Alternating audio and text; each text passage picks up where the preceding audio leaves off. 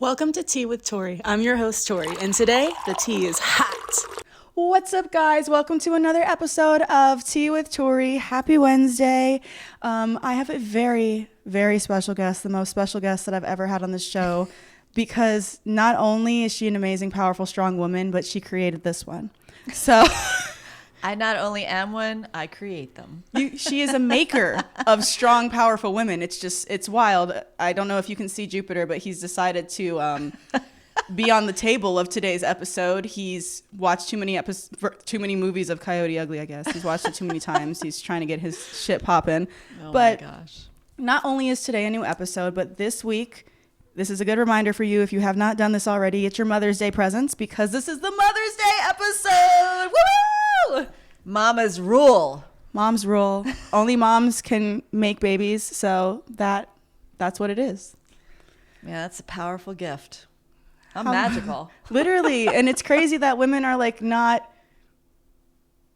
respected like that in so many cultures and so many different races and religions. Like women are actually seen like Second class citizens. Literally. Yeah. And women are the ones that create life. So like I'm not understanding the correlation, but it's crazy. Men, you should be worried actually, because we can create a sperm and keep it like occupied in a laboratory. No, that's the thing is they actually, I think there was some study that came out, don't quote me on this, that we have enough sperm in sperm banks or we will have enough sperm in sperm banks by a certain time that men will be not necessary.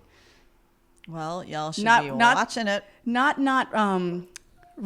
required. Like, you'll be a want, not a need. And I don't know how I honestly even feel about that. Bro, you're on the table. Oh, he's crying. Always crying to get down. Because he's but a small poo. But today we are in my mama's house. If you watch Mondays with Sherry and Derek or anything that they do on their channel, you have probably seen this background. That is why I wanted to do this episode here. Not to mention the fact that we had a different episode that completely disappeared from my phone. But you know what? When that stuff happens, the second time around is always better. Literally, 100% of the time. That's how I feel about everything. Honestly, like, I don't know why I wouldn't do drafts in high school of like anything. But now that like hindsight, I'm like, oh my God, I should have been drafting everything because my main project would have been good. You didn't have a huge incentive because this girl would wait to the last minute to do everything and then get straight A's. So it could have been better. But A, quiet time. There's 3 chihuahuas over here just making a ruckus. Yeah, so I have a chihuahua. Y'all have seen him. You've heard him numerous times interrupting my podcast. His name is Jupiter. Jupiter has a brother named Harlem that my brother has. They are actually brothers. They are litter mates, like real life twin brothers. So we have the 2 of them, and then my parents got 2, basically they're twins, I guess. Dogs, they're litter mates as well. Also 2 chihuahuas. Yep. So there's 3 chihuahuas just really not knowing how to calm the fuck down right now. But please tell the people who you are besides my mama and what you do and what they may or may not know you for, how they may find you. Okay. Well, hey guys, it is such a pleasure to be here with my beautiful baby and meeting all you guys, some of you for the first time. My name is Sherry, and I'm a new resident to California. We just moved here. Tori's dad and I just moved here almost a year ago from New York City, where we were for over 34 years. But I am a life coach. I'm a life coach, and I'm getting into being a content creator, a lifestyle content creator.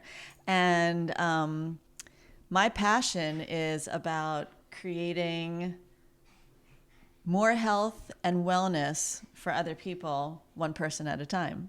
So I coach one-on-one with people, and I also coach couples. And Derek, Tori's dad, my husband, coaches a lot of creatives, models, actors, a lot of people who are just, in some sort of creative entrepreneurial space.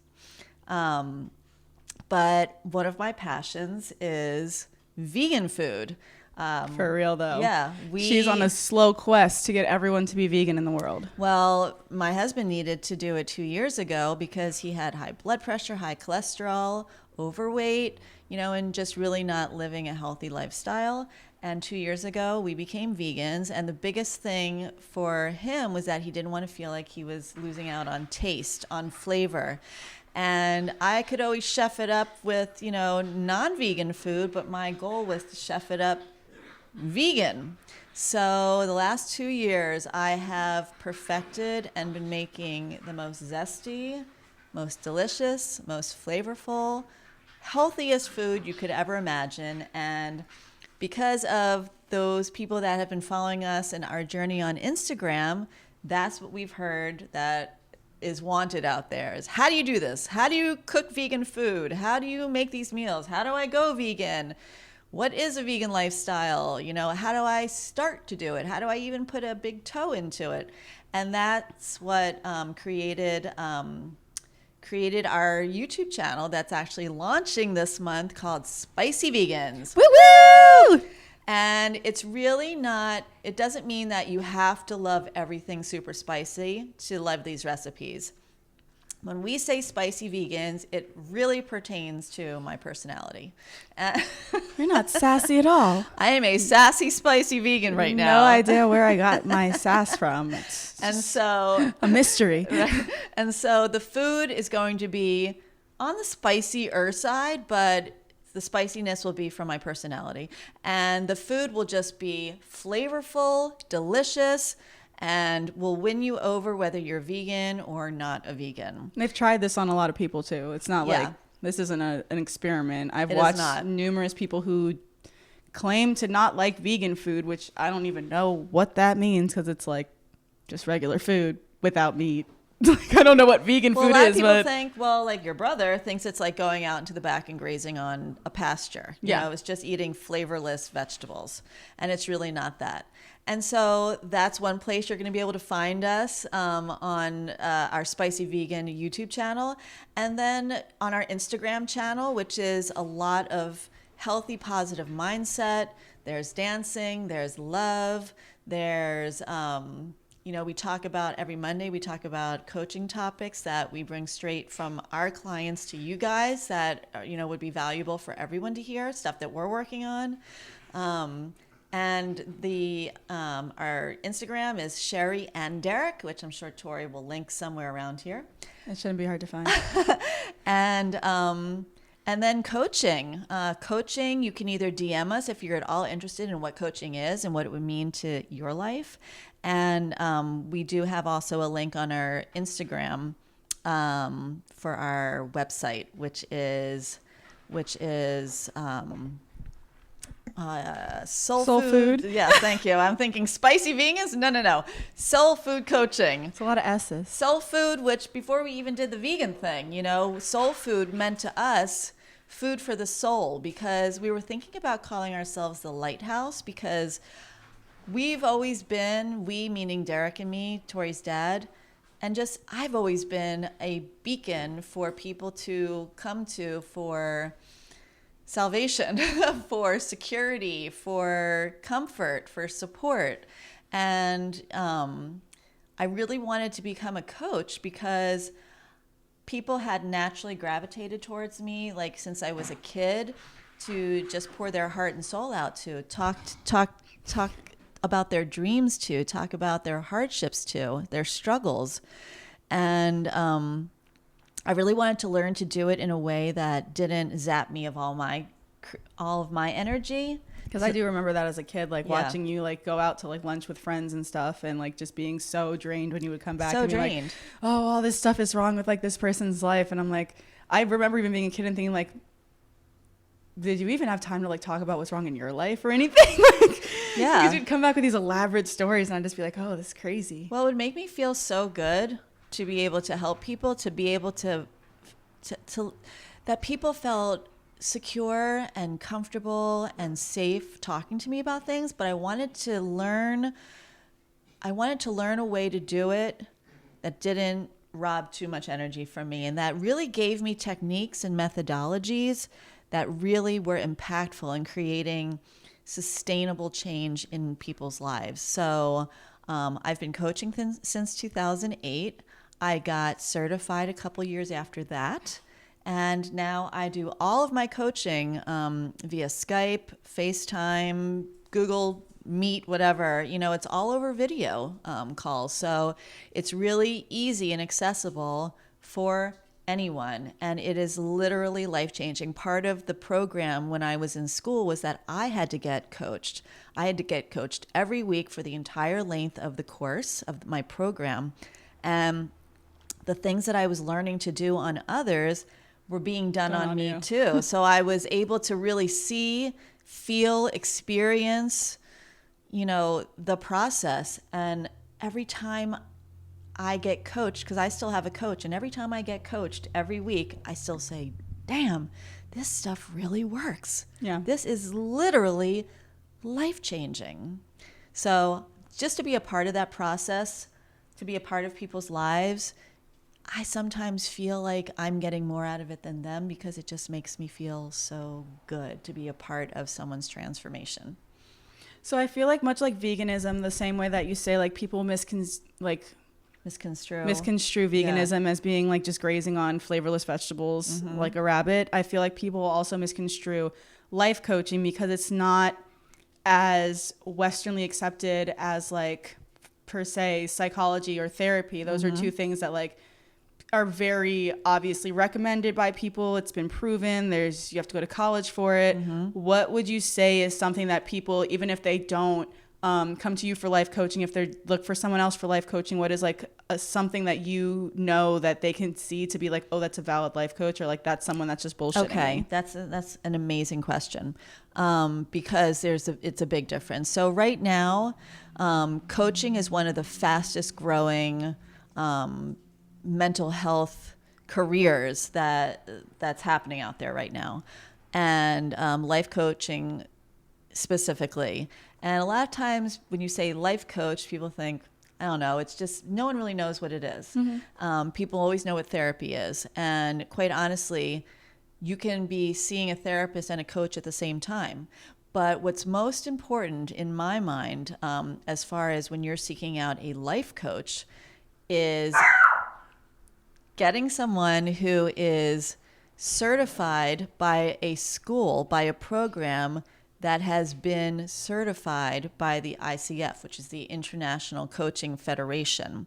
And that is the one and only governing body for coaching schools across the world that have to adhere to values, principles, and rules.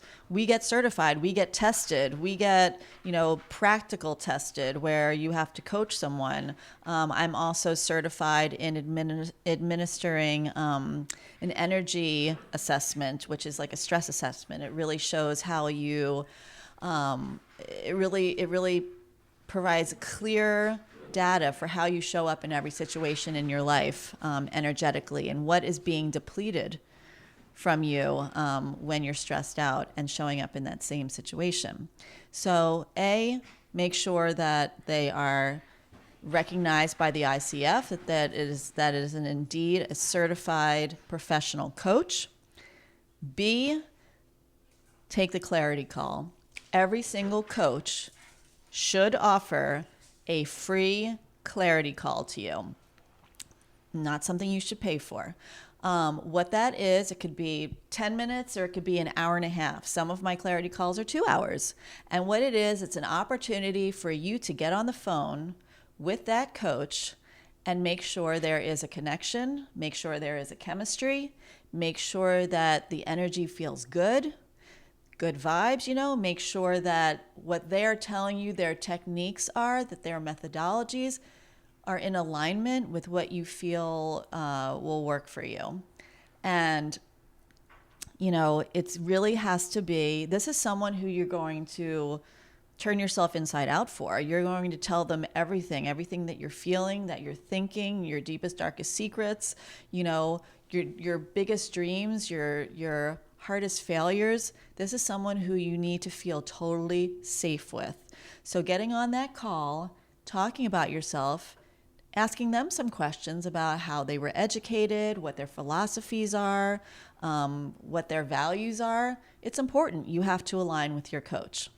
I would say C, because we did ABC. So C, I would say, coaching is not usually covered, or no, it's never covered by insurance, but sometimes it's covered by their employer or your employer. So make sure it's within your budget, and make sure that you are ready to make the financial commitment and the time commitment that it requires. So that's something to also ask during your clarity call is how much it is, and you really need to ask yourself if you are ready to commit to this. So there has to be a 100% commitment on both sides. Because you could say, hey, I want to meet the perfect person for me, and I want you to tell me what to do and how to do it. That's not how it works. You have to be ready to get really wide open about it and look inward, and then start making actions for yourself. You always want to be the change that you want to see in others. Mm-hmm. So, and all coaches, as far as rates, because coaches, it's not cheap. So all coaches, if they really want to work with you, if there's a real connection, will work something out with you. That's something, if the coach is like, well, I'm $250 an hour, and then you're like, well, I can never afford that. So click, see what you can afford. Say, hey, would you take $175 an hour or $50 an hour, whatever the case may be? Do you have any packages? But do you have any packages? Do you have, can you throw in the assessment, which is like a $1,200 value for us? So if the coach wants to work with you and you want to work with the coach, in my mind, there's always something that you can land on that works for both of you. Mm-hmm. So, but if you're ready to be coached and you're ready to make a change in your life, keep on looking for that coach that works for you, that aligns with you, that comes to the budget that you can afford, and that is certified by the ICF. So, not only are you a mother and a life coach and a spicy vegan, but you are also a wife. Oh, yeah. So not only are you a wife, but you also, since I can remember, you and Daddy have worked together. Mm-hmm. So can you talk a little bit about the trials and tribulations and benefits that come with working with your spouse? I mean, there's no time off. There's no you go to the office, I go to the office, and we miss each other and we come home. There's we go to the office and we come home to do all the things together still that a husband and wife do, and still tend to get annoyed at each other occasionally. So yeah, I mean, when you're a mother and a wife, you have to learn to compartmentalize your relationship with your husband, and then your relationship with your children and your dogs and make adequate intentional time for everything. When you're a mom, those kids are not asked to come here, so you've got to be there and show up as the best mom that you could be. Never perfect, because we're never perfect, but what helped me be the wife I wanted to be was to never forget the relationship I had before I was a mother, the relationship I had with Derek. So even if a kid wakes up throwing up in the middle of the night and we were just about to get busy, I jump out of bed, I clean up the puke, put the kid back to sleep after a lullaby or a breastfeed or something, go back into my bedroom, get back into the mindset, and then have that special time with my husband. So that is what has kept our marriage, honestly, successful, is putting each other first, making our relationship and every part of it, communication, sex life, just spending quality time together, have to make all that a priority.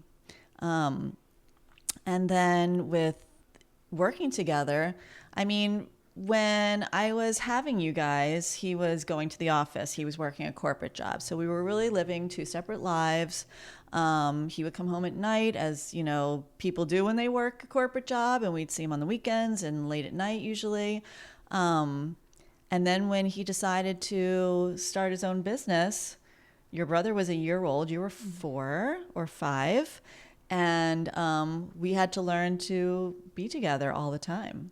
And we actually went to therapy because it was a lot. It was, we tried to be what the other one wanted, and we were just not, we needed help communicating. So we went to couples therapy for a couple months, and I remember getting to our final session. We didn't know it was going to be our final session, but we got there, and Derek kind of looked, and we looked at each other, and we said, yeah, we're done. We're good.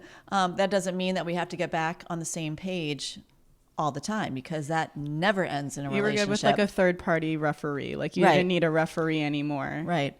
And as far as, then we had to learn how to compartmentalize family life and professional life. So for a couple years before, we had an office outside of the apartment, we had the living room apartment or the living room office. Yeah. So, at a certain time every day, we would make sure that we would close the computer, turn off the phone, and a lot of times have a dance party with the kids, eat dinner together. That's something we did all through your school years. All through growing up. We ate dinner together every night. We had dinner together until like high school, till like we started having like real after school commitments. Yeah. So like, but then it would still be like weekdays we would have dinner together, and like maybe a Thursday or Friday. Like it wouldn't work like that. Right. Plus they were you and Riley and Kira were in a band together. So there was a lot of performing that they were doing together, and Derek was managing them, and I was just like cooking for everyone all the time and supporting everyone, including like bandmates and stuff. Yeah. Like so it's really what I've learned as a coach and as a mom and just as a human being is that we make time for what we want to make time for. We do honestly what we want to do, and if we don't make time for something and we're not doing something, it's because we've really chosen, maybe not consciously chosen, but we've chosen to prioritize the thing that we wind up doing over the thing that we wanted to do, even if it doesn't serve us, but that's a whole nother coaching show. Like, that's a coaching session. But you can DM her for that. But yeah, it's really being intentional. It's really being intentional about the kind of life that I want to live, that the kind of relationships I want to have with my children, my husband. It's kind of business woman I want to be. It's kind of entrepreneur I want to show up as, and it's the kind of service I want to provide for the people that I'm coaching, that I'm going to be reaching through my YouTube channel, that I talk to through my Instagram shows and everything. And it's really being as intentional as I possibly can about what I want and what's going to make me happy. It's amazing. It's a process, man. I can't say that, it's always a journey for me. It's always an up and down when the hormones kick in, or if I've had not enough sleep, or oh my God, or not eating enough, or anything. Something. Yeah, I mean that changes your like hormone levels. Yeah, I'm a human. I'm a woman. I'm emotional, and I go through it like the rest of us. So. It's just what I want. What I try to do every day is I try to just be intentional about my actions. What do you feel like was the moment when in your life you just felt like, I'm a woman now? Like you went from that, like, I'm a girl, like I shouldn't have to like, worry about these things, like I don't have responsibilities, like, oh wow, like this is being a woman, like I'm here, I have arrived, like this is what I've talked about, this is the moment, like I'm a woman. And it's funny, Tori did not tell me what she was going to ask me today, and these questions are just really good. So yeah, I did not feel like when someone would call me a woman, even when I was 25 years old, I would be like, I'm not a woman. No, that's literally how I still feel. I'm like, oh yeah, because I'm a girl. Blah, blah, blah. People like, you're like woman, this woman. I'm like, no, wait, I'm a woman. And yeah, but I don't feel it yet. And you know what? Honestly, I did not feel that way until you were about 6 months old. Wow. Yeah, because when I got pregnant with Tori, I was, We're my age right now. I was 27, yeah. And I still felt like I was 17. I felt so young, so unprepared. You're also in New York where like no one has kids in their 20s. Like Yeah. you can't afford that. I was already so overwhelmed. And then when I had you, I had never been really into babies. So I'd never babysat. I was never like, ooh, cute baby. I was just like, ew. I was like, cute dog, cute cat. But I was like never, that thing screams a lot. I was never into kids. And Derek was like the oldest child, Heavily and into children. the older of all the grandchildren in his family and cousins and everything. And he was so good and so experienced with babies that I nursed Tori, but Derek did the bathing, the playing, the dressing, he did everything for her. And I just felt so I was just not confident at all. And then Derek took, I think, about a couple months off, like a paternity leave, I think he could do, when he was at where was he? At American Eagle. And when he went back to work and I had to step in and know when to change you, when to feed you, when to burp you, when to put you down for a nap, I would track it all. And as I started tracking it and then getting to know you as a person and what you wanted, and not just, I was just like the nurser, the cow. Yeah. When we started to develop a relationship. And that's when I really started. That's the first time ever that I said, I'm going to start trusting my gut and my intuition. I'm not going to ask everyone and be insecure. I'm going to start trusting me. And as soon as I made that decision to start trusting me and start having a relationship with my new baby, who was relying on me for everything, I felt like a woman, and I felt the strength that I always probably had, but I felt that strength for the first time in my life. I feel like that's a huge thing with like trusting your intuition, especially when it comes to women. Like we are such emotionally intelligent beings, and that's not to say that men aren't. Like I'm not throwing shade at men saying that y'all are not emotionally intelligent. I'm saying that women genuinely operate on an emotional scale, and not only do we operate that way, but society also caters to us being allowed to be emotional. Women are allowed to cry, women are allowed to have breakdowns, men are not allowed to do that. So whether they do or don't, you are either choosing to fall into societal norms or you're choosing to go against them. Women are naturally emotional, and then you add into the fact that they aren't penalized for that. It's very much a thing like female intuition. You've heard that before. I'm not the first person to say that. So when you finally get to that point where you start realizing, like, when you ask people questions, you're getting an answer based on what they've been through, what their intuition is, and what their life experience is, versus when you're asking yourself for something for you.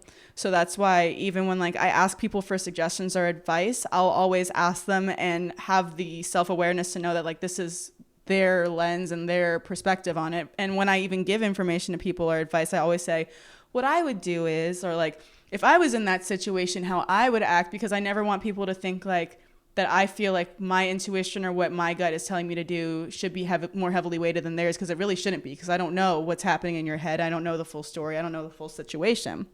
But I feel like whether you have a child or not, that just happened to be the moment for you where you were like, someone else is relying on me, so I have to rely on myself, because there's not always going to be someone here.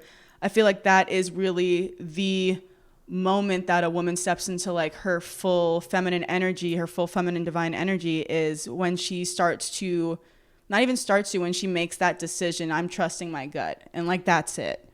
Right. I'm tapping into what's always been there, and we have so much in us that we just kind of numb ourselves to, because it's not accepted, or makes us feel weak, or it makes us feel vulnerable. But when we step into that power within us as women, that's seriously when everything changes. We find there's so much power and collective power too, because we're not on this journey alone. I'm a firm believer that we're connected to each other. Like you can feel other people's energy, right? You can walk into a room or even pick up a phone call or even receive an email and feel energy around that. And when we tap into that understanding and that sensitivity and that intuitive power within us, it really is like a superpower. It's like not using that is like not using one of your arms, one of you, or half of your brain, or something, literally. And to also give ourselves that grace to bump and grind through it, where, if we wake up and not feeling our best and just feel like we need a lot of self-care that day, to allowing ourselves to do that, and to really practicing that self-care and that self-love to really be our best selves. And a lot of times, with women, we are very, very good at taking care of everyone else, very good at, we'll kill ourselves to help other people. But when it comes to taking care of ourselves, not the same energy. It's, most of my clients, it's not even there. Self-care is not even there. So, and self-care can look like a lot of different things. It's not just pedicures and facials, it can also be how we spend time with our, knowing what our finances are and and feeling power around our money. It's about talking about money. It's about stepping into our power with how we want to be treated in relationships. It's about stepping into that investigation with our own bodies and knowing what feels good to us before we bring anyone else into the picture. It's about eating healthy and exercising, because you've heard it, your body is your temple. And however you treat yourself in any aspect is how everyone else is going to treat you, because why shouldn't they? That's what I literally always say to people. Whatever self-care you're doing, whatever like personal work you're doing, however well you're treating yourself is how you're teaching other people to treat you subconsciously. They're not even like, oh, she talks badly about herself, I'm going to speak badly to her. It's just, oh, you're going to treat yourself like that. Mentally, they're like, oh, then why would I treat you any better than you would treat yourself? Right. So it literally puts you in this situation where whatever self-care you're doing is technically the experience you're going to have in the outside world and how people are going to treat you and care about you. So if you think about that, self-care isn't just for you, it's for other people as well. It's to put you in a mental state where you're like, you're offering me this, but I'm not willing to accept it because I can give myself way more. Mm-hmm. And that is such a powerful place to be in as well. Yeah. There's a saying that like, I can do bad on my own. So, and I can do great on my own. So you want to start with that. And you want to start with, because a lot of times when someone is unhappy or when someone is feeling defeated or victimized, they're looking outward for the answers. The answers are never outward. Mm-mm. The answers are always within us. And, if we don't start to look inward and find out what's making us tick and what's making us miserable and what's making us unfulfilled first, we can move to any relationship. We can move to any city. We can switch jobs 5,000 times. But wherever we go, we bring what we're working with us. So we will subconsciously recreate the same situation over and over, the same relationship, the same work environment, the same friend group, wherever we go. And that doesn't change until we start to take a look at what's going on inside of us and start changing that. Because then when you 100%. change it, you stop going through all energy attracts like energy. So as you change, you're going to start seeing everything in your life is going to start presenting itself to support that change. It's magnetic. 100%. Literally, I always tell people, like, whatever you're getting the most of, whether it's people, whether it's experiences, whether it's money, is what you're putting out. Mm-hmm. So if you're always that person that every time you go out to dinner with your friends, you're like, oh my God, I'm so broke. Like, I can never go out to dinner with my friends. Yeah, now you will be so broke and you will never go out to dinner with your friends because you're not only making that your own self-limitation, but you are telling the universe that that is all you expect to be getting. So the universe just responds to what you are putting out. So if you're putting out negativity, you're putting out all these things that you don't want, and it doesn't work in the way that you say, I don't want to be poor. The universe hears poor. Like a child, literally like a kid. You can't explain things too much to like a 2-year-old, because all they're here, you say, oh, do you want to go to the mall, or do you want to go to this, or you want an orange? And all they hear, orange. And they're orange. Like, that's it. So you need to say, I'm abundantly wealthy. Money flows easily to me. I have no idea why I just keep getting these jobs, but I'm always getting new jobs, and they're always so financially beneficial, and they're always in the market that I want them to be in, and they're always in the field that I'm like super passionate about and dedicated to, because that is what will start to come to you. And that's not to say that you can just like lay in your bed all day and be like, I want to be a millionaire, and like suddenly like wake up one morning and your account will be $1 million. Like, no, it means that the second you start to really believe that you can do something and that you are truly capable of reaching that goal, the other things that you start to do in your life to support that journey kind of start to fall into place more. If that like makes it make a little bit more sense to you. Like, if you know, okay, as a athlete, I need to run this far in this much time, that starts to set up for you how you need to train to be able to get there. So for me, that's the same way with the universe. Whatever you're thinking, whatever your affirmations are that you're writing down, is you training your brain, and you basically training the life that you have to be closer to the life that you know you deserve.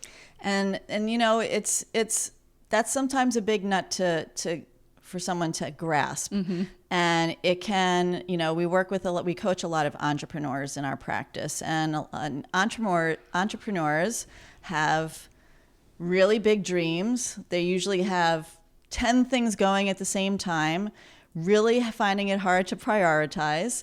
And there's a lot of overwhelm that can set in. And then, you know, a lot of, you know, self-sabotage and feeling stuck and frozen. So the key is to get yourself a life coach, but the key is to really get clear about what you want, you know, on that overarching scale, but then really break it down into bite-sized actions, you know, because you don't go into your favorite diner and order your favorite huge veggie burger, and because you can't fit the whole thing in your mouth, decide that diner and is not for you, and you're never eating a veggie burger again because you couldn't get the whole thing in your mouth in one bite. It's the same thing, you know. If say you want to open up your own business, or say you want to quit your day job and turn your side hustle into your full-time career, or you know, you want to leave the person that you're with because it's not the relationship that you know you deserve, and you want to transition out of that because you want the best relationship of your life. So to think of that as just like daunting. It's really breaking the first thing down that you want to do, and then taking that first action step and breaking that down even further. It's really creating bite-sized action steps. So you're taking bites of the burger until it eventually is in your tummy. But, you know, so overwhelm and feeling like scattered is completely natural and normal when you're about to take a step out of your comfort zone and towards something better. So I have another question. You are not only a boss woman, but you're also a mother. And in wearing both hats, that means that you were not your atypical stay-at-home housewife that just never really looked at the finances, never had to worry about money. Like, you were very much working from the time that I can remember. I know you spent like most of my earlier years being a stay-at-home mom, but from what I remember, you were working with my father from the time I can remember till now. I only know that from stories. But how would you say, okay, how do I phrase this? How do I phrase this without like sounding like I hate men? Okay. So, Which she doesn't at all. no, I hate a certain type of men, but so how did you find being able to balance at some points being the sole breadwinner of your family and having your husband technically be the stay-at-home dad working with the kids and managing us? How were you able to balance that in your marriage? Because I know that is not always something easy. You kind of hear from these books like you have to let men be the men, like a man has to make more money than a woman to like feel comfortable in the relationship. Like you hear all this advice that at the end of the day I don't think is very true. I remember that you would cook and then daddy would clean, and there were certain skills, whether that was in the house or outside of the house, whichever one you guys excelled at, that's the one you did. There was no gender roles. There was no, oh, like you're really good at doing laundry, but you're the man's and the wife is going to do the laundry.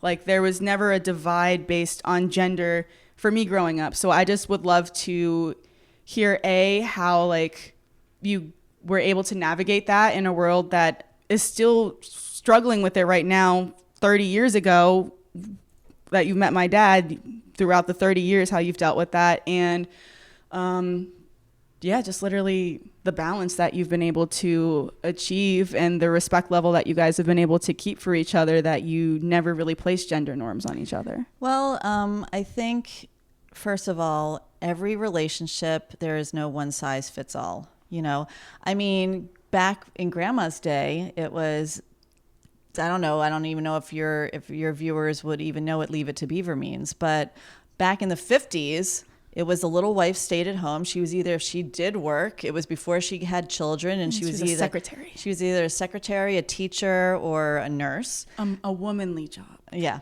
So when I met Derek, you know, like, for one thing, you know, there is no one size fits all for relationships. Also, every female and every male has male and female energy, has things that they are good at and things that they are not good at. So everyone has their strengths and weaknesses. And hopefully in a relationship, it's a yin and yang. I'm weak where you're strong, or you're strong where I'm weak. And or I hate to do this, but you don't mind doing it, so you do it, and vice versa. Or I'm really good at this, and so let's just get it crack-a-lackin', and you go over there and do something else. So for us, it was always just such a feeling of partnership, such a feeling of, you know, because sometimes even my mom, even Grandma, when I say Derek's doing the dishes, and she'll say, "That's so nice that he helps you in the kitchen." And I'm thinking, it still gets me, because that's her generation. That's her generational, you know, mindset around it. Mindset, yeah. But for me and Daddy, even though we come from parents like that, we always felt really strongly about just being good partners, and being there for each other. And you know, if both of us hate to do something, then who hates it the least? Okay, then you can do that. And then if I did it this time, maybe you do it the next time. But it's constantly working together for a common goal, you know? And when you are working for a common goal, you know, to have healthy, happy, supported, loved children, I always wanted my kids to feel like, because it's true, that they were the most important thing in my life, and their happiness and their health, mental and physical and spiritual health, was the most important thing to me.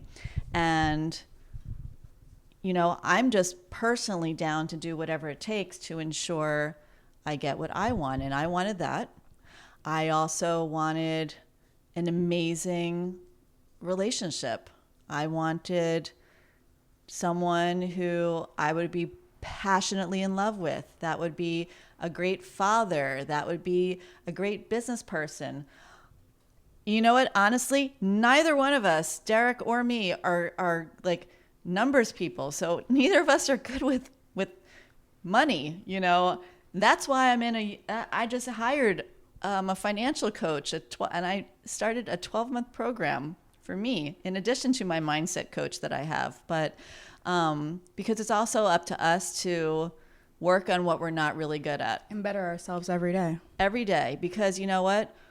I feel like I want to be powerful, with knowing how to manage money. And it's also something that I'm responsible, that I feel like it's my responsibility then to break the cycle of not knowing, because I don't know, and to not pass the not knowing on to my children. So I'm trying to learn certain financial things now that I was never taught so that I can hopefully teach them.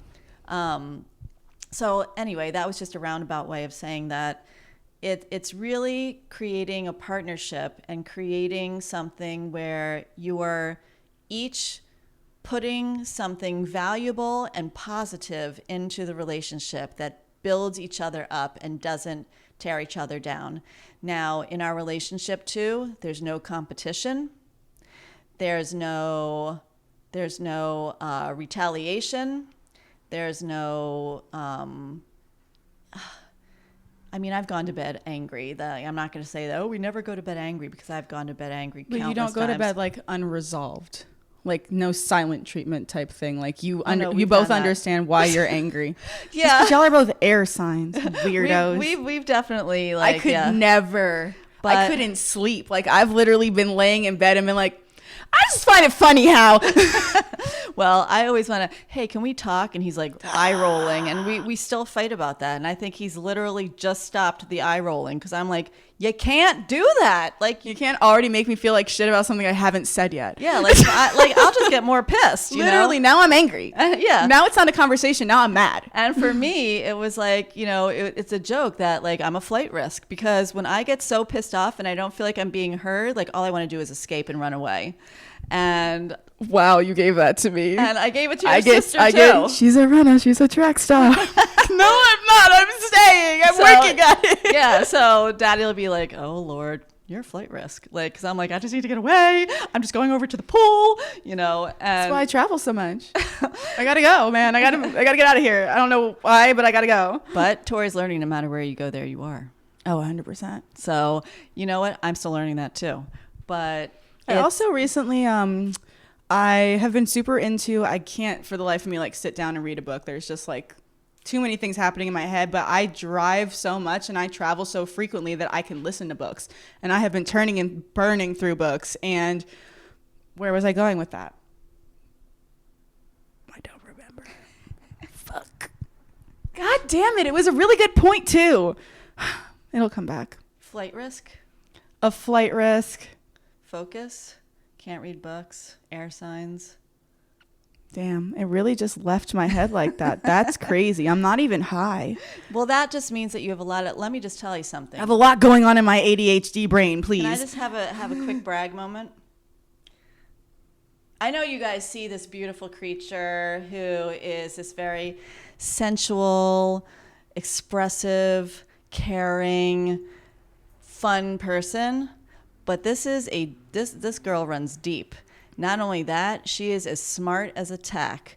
She got a near perfect score on her SATs, and she has always been a straight A student, and she could have literally been president. But school was not her thing. So I don't think you'd be president with nudes online. I don't know. So who the fuck cares? No, Why that's not? Because society has to still vote for you Screw to be the society. president. They still have to vote. Let's make our own society. Don't get me started on that. Don't get me started. I'm ready. I'm ready to create a homestead. Oh my God. So we'll just literally, we got to buy an island. We just got to go that route. I'm not opposed to that. Anyway, but I just wanted to shout this girl out because I am so freaking proud of her and everything that she is. And I am more proud of her when she stumbles and falls and figures her shit out than when she's doing everything perfectly. Because perfection comes kind of easy to her sometimes. It did in school. She was always the best singer, the prettiest girl, the smartest, but that can create a lot of fear. And I'm really proud of you for kicking fear in the teeth. I know you don't always do it, but neither do we.